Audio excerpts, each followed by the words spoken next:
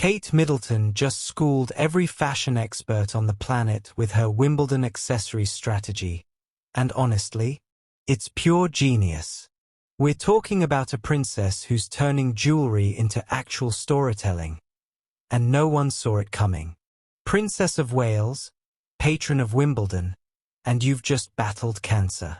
Every single piece you wear is scrutinized by millions. The pressure? Absolutely crushing. But Kate? She turned that pressure into pure diamond-level brilliance. Welcome back to Royal Cookies, where we serve up the juiciest royal gossip with a side of heart-wrenching humanity. Here's what everyone missed. Kate's jewelry choices at Wimbledon aren't just accessories. They're a masterclass in balancing tradition with contemporary sophistication. We're not talking about throwing on some pretty earrings and calling it a day.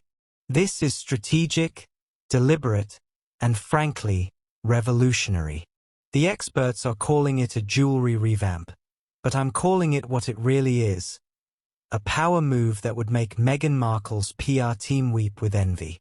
In 2024, she paired a purple dress with a gold torque bangle, balancing tradition with contemporary sophistication.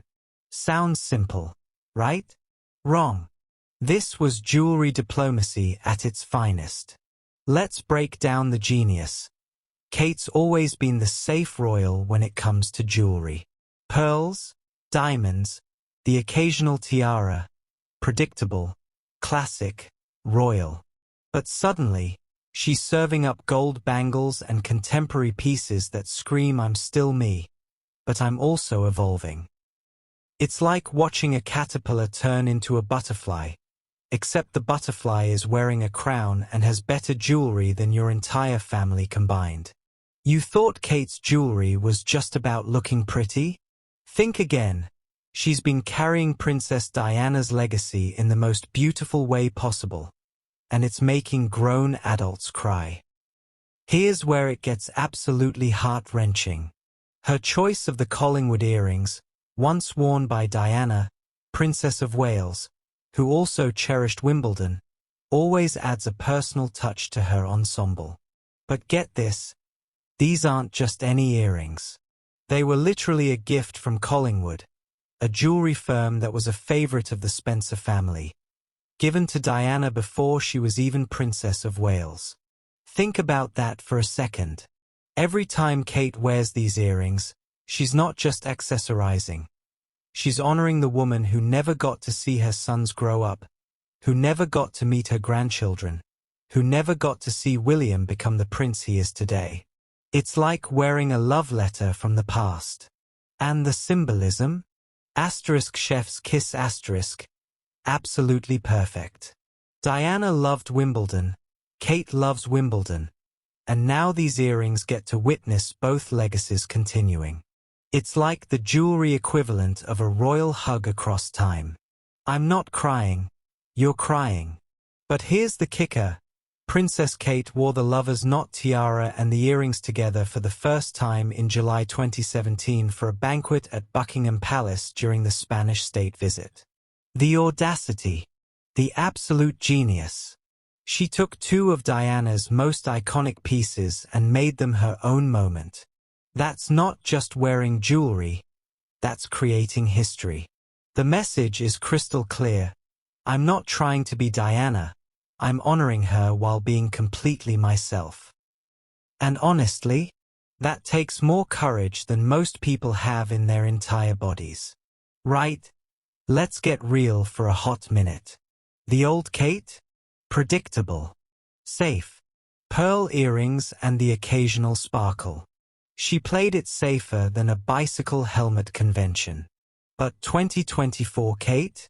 She said, "Hold my tiara," and proceeded to serve looks that had jewelry experts scrambling for their thesauruses. The hammered torque amethyst and gold bangle from halcyon days, £125. That's it. £125. Your average night out costs more than that.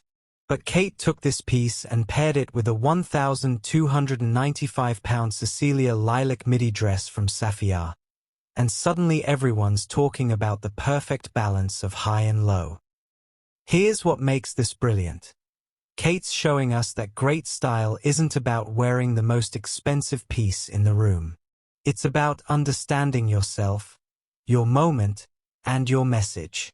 She's like that friend who can walk into Zara and come out looking like she raided a designer showroom. But let's dig deeper into this evolution. More recently, the princess has begun to modernize her jewelry selections, favoring pieces by British designers that reflect her evolving style. Translation: Kate's done playing it safe, and she's about to become your new style icon. The genius move? She's not abandoning tradition, she's updating it. It's like taking your grandmother's vintage car and giving it a modern engine. Same beautiful exterior, but now it can actually keep up with traffic. The royal family must be taking notes because this is how you modernize a monarchy without losing its soul. And can we talk about the timing? Right after her cancer battle, Kate comes back swinging with a complete jewelry glow-up. It's like she looked at life and said, "You know what? I'm done playing small." That's not just a style evolution, that's a life evolution, and we're all here for it. Buckle up, royal cookies, because we're about to predict the future, and it's shinier than you think. This year, we can expect Kate to opt for a similar style and will no doubt carry the same sense of symbolism. But what does that actually mean for the rest of us mere mortals? Here's the thing, Kate's not just changing her jewelry game. She's revolutionizing what it means to be a royal in the 21st century. She's showing us that you can honor tradition while still being authentically yourself. It's like having your cake and eating it too, except the cake is made of diamonds and the eating is done in front of millions of people. The ripple effects are already starting. British jewelry designers are about to have the best year of their lives. Small, independent brands are suddenly getting the kind of exposure that used to cost millions in advertising. Kate's basically become a one-woman economic stimulus package for the British jewelry industry. And let's talk about the accessibility factor. By mixing high-end pieces with more affordable options, Kate's sending a message: you don't need to spend your mortgage payment to look royal. It's democratizing luxury in a way that's never been done before by someone in her position. Drop your thoughts in the comments below. I want to know if you're Team Sophie or if you think I'm seeing green where there's just good fashion sense. If you're obsessed with royal strategy and environmental impact like I am, make sure you're subscribed to Royal Cookies because we're serving up the most sustainable royal content on YouTube. And remember, in a world full of fast fashion and royal scandals, sometimes the most revolutionary thing you can do is wear your values on your sleeve, preferably in a gorgeous shade of green. Sophie's proving that environmental activism isn't just about what you do, it's about who you become. Until next time, keep munching on those eco-friendly royal cookies.